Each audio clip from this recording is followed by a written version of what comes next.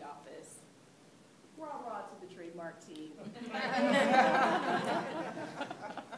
And actually, the 15.1 months now is really at about 13, and the 2.9 fluctuates between 2.6 and 2.8. And that's your federal registration symbol, or certificate. One thing that I have to touch on, why I think trademarks are the most wonderful thing in the world. If you maintain them, they do not expire. So it's worth the time and $275 or $325 you didn't want to file on paper, even though most applicants do file electronically.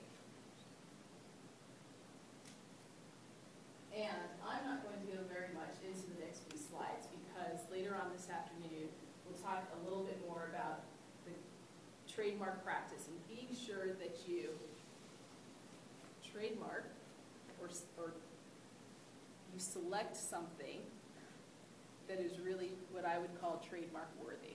So it's spending time thinking about something that is unique. Google, what did that ever mean? What did Kodak ever mean? So it's really about the selection process and how much thought you should put in the beginning when you're trying to come up with a business name or a trade name or a name for your product.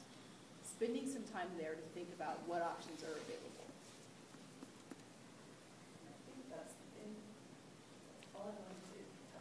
Back on that slide, I'm not following how, like if I say I'm going to Google something, because I think everybody says that, does Google not, does it diminish their rights, or they would prefer you not?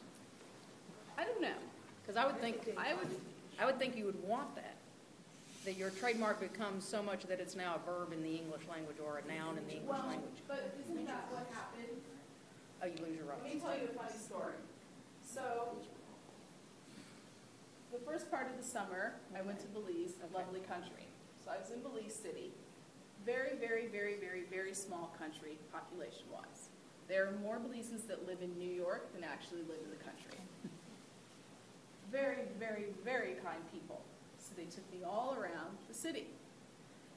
And so the day when I was leaving, preparing to go to the airport, a gentleman said to me from the U.S. Embassy, he works there. He's a locally employed staff person that works there. He said, I have to go take you, to see that thing. And I said, to see what thing? He's like, that thing, what do you call it? The thing, the movable staircase. What do we call a movable staircase? Escalator. It's protected as a trademark in Belize. It was once protected as a trademark in the U.S., and they still refer to it as a movable staircase in Belize. So that is the danger. When you start crossing into saying, I'm going to Google it or I'm going to Xerox it, when you start using it as a verb and you're not using it in the brand name sense, then I think you run the risk of it running into genericide. Well, again, as a consumer, that's not my problem. That would be Google doesn't want me to do that. But the reality of, I would almost question who doesn't say, let me Google this and see if I can find. I don't say it. I don't. But maybe that could be because I'm a trademark attorney. Yeah, I would So think I'm so. a little bit more I would sensitive think about so. it. But and again, who pulls their rights from, who would take it away from Google when it becomes genericized? It's interesting.